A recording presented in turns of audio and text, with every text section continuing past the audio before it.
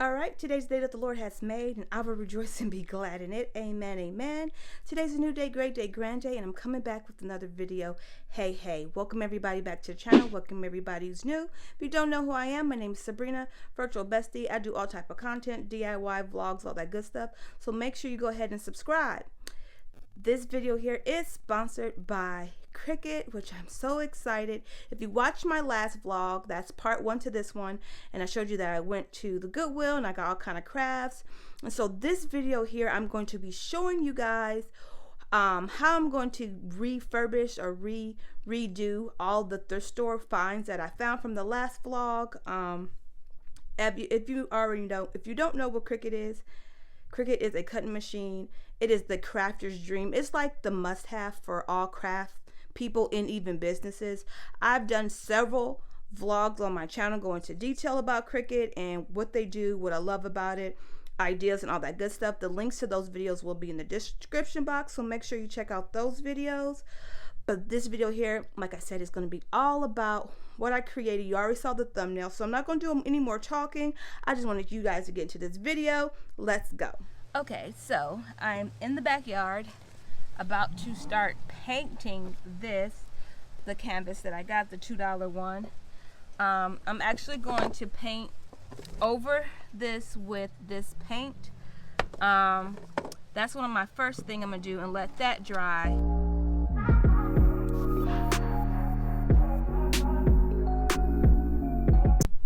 This is what it looks like after 2 paint coats. So it did pretty well as a covering and everything. So absolutely love it. Then once this is like completely dry, I'm going to then paint the borders with this metallic gold. All right, I already painted it gold on the sides. You can kind of see it. Now I'm just gonna let that dry, and then I'm going to paint my books. Now it's time to design. I swear, design spaces with Cricut, it's like they make it so easy when it comes to getting it together. So I have my image of what I'm going to, this is going to be on the canvas. This part that is yellow is going to be gold, and as you can see, the drawing part of the lady, it's going to be black. I have it already kind of separated it. I put the color so I can kind of not get confused. So easily just go over to make it right here, and then once you go to make it, it's going to tell you, you know, put one on this, put one on that. Then you can kind of change if you want a basic cut, go into details. I have videos where I go into more details on how to cut it and all that good stuff. So if you want a more detail, you can watch those videos. But I'm telling you now, Cricut makes it literally dummy proof. So it's really, this part is literally the easiest part. It's just getting your material, your vinyl on your mat, putting it, loading it, basically loading to the machine and pressing a button, and it's done. Like, super easy. So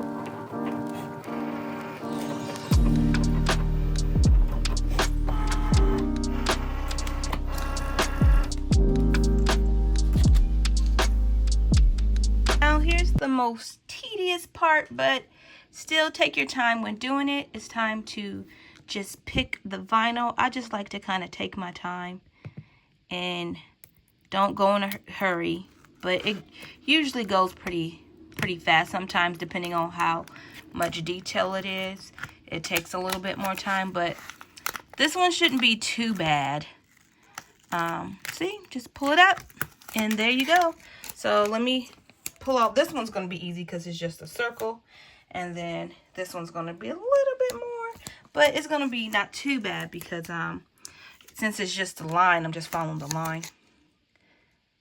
So words to wise, if you're cutting regular vinyl like this, make sure you add the right material, because I don't know, I didn't do that for this one, so I had to have it cut again and making sure I put the foil in there instead of the regular vinyl.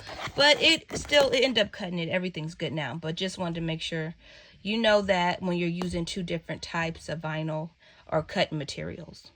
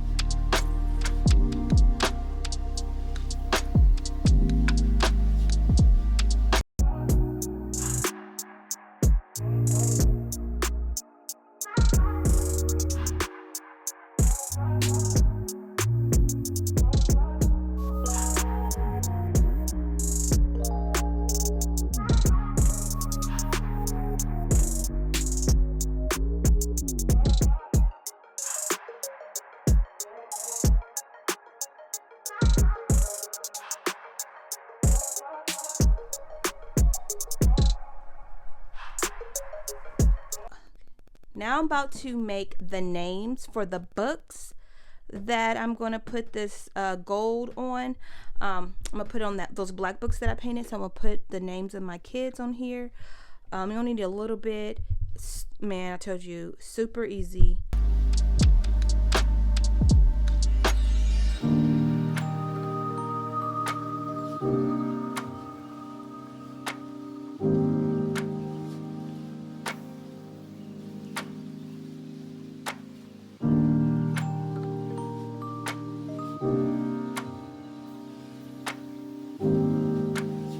So now I am about to prepare the tie-dye stuff.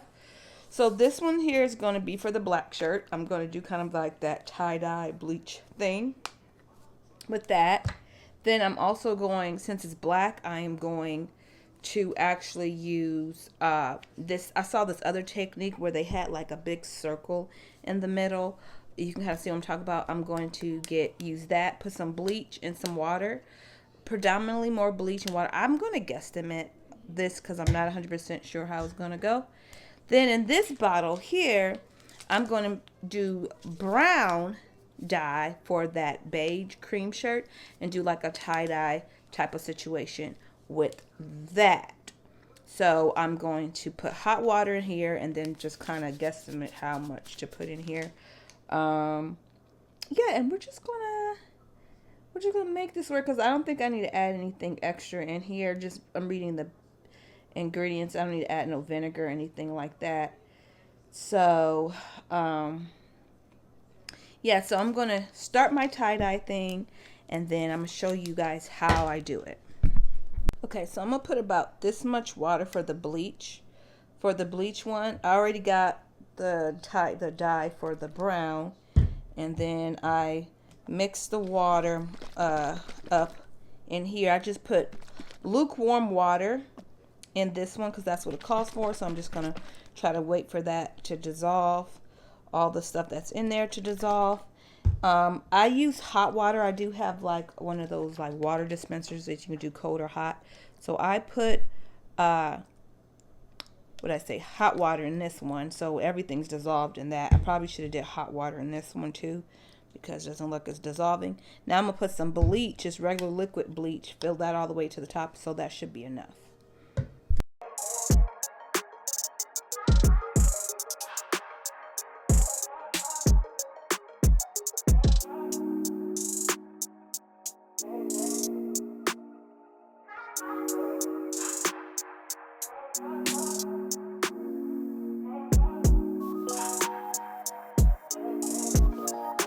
Okay, now it's time.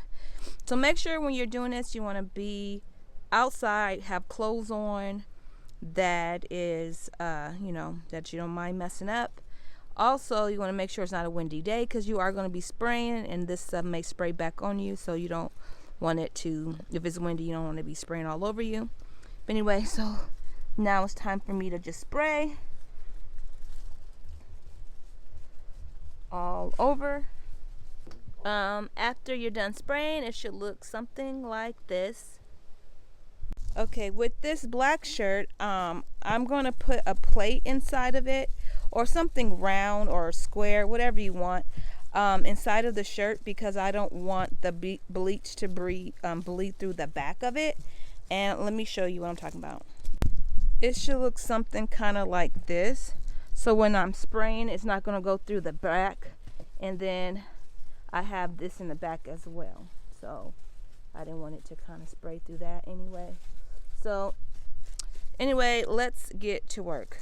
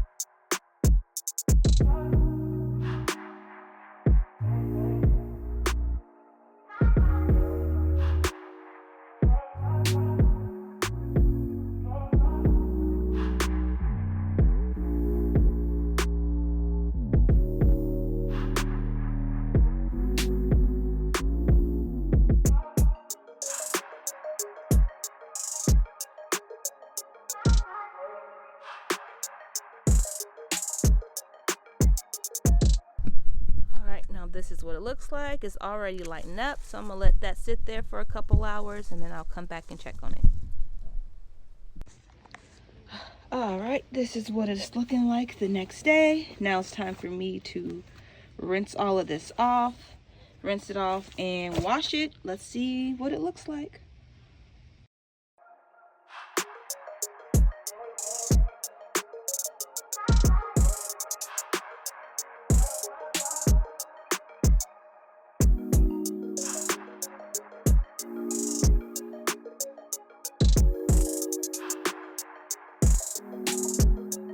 I'm not really feeling the way this one came out. I think I'm going to try a different pattern and see how I can get it looking a little bit more tie-dye.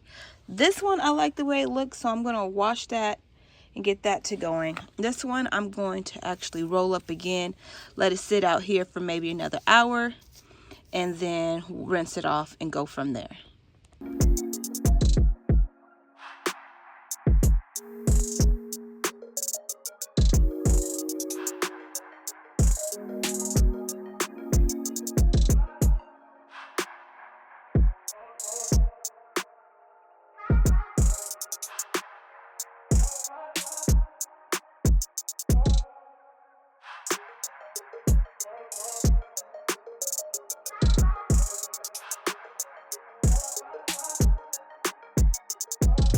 I'm working on the t-shirt.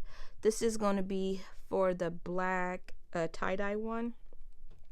When you are doing the iron on, make sure you always mirror it. Man, I always sometimes forget this part, but this is like the biggest part, because if not, it's not going to come out right. So definitely do, it's really easy, do the mirror part, then go to continue, and it's connecting, and then you can browse, and you want to put in iron on right there. There we go. Everyday iron on is the one that I'm using, and I'm gonna bookmark it because I like to use that a lot. Then we're gonna just click on that and then press done. Load up your stuff, and then there you go. And then look, it lets you make sure you know to turn it on the mirror, and then make sure the shiny side is down, so it kind of helps you out there. I'm telling you, Cricut, especially Design Space, makes it literally dummy proof. So yeah, but anyway, let me load it up.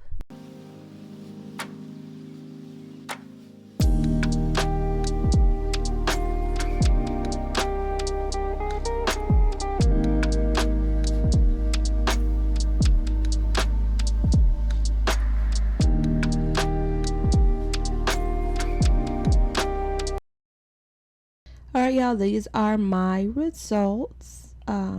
I love it. My mom, she was definitely blown away with them. She thought these were so cute. So they are now officially in the living room, just to let you know. And then the canvas, whoa, I'm so blown away with this one. I'm definitely going to make some more. I want to make a bigger one, but I wanted to start off small just to see what it looks like. But I have some ideas of some bigger ones I want to make, so definitely stay tuned to my channel for those. But y'all, look at the shirts. Oh, come on now. I think I've definitely hit the mark as far as what my inspo was, what I was trying to go for. It definitely turned out, but it turned out great. So definitely check out Cricut. The links to everything will be in the description box. Make sure you give this video a thumbs up, share, do all that good stuff. And as always, guys, God bless. Mwah.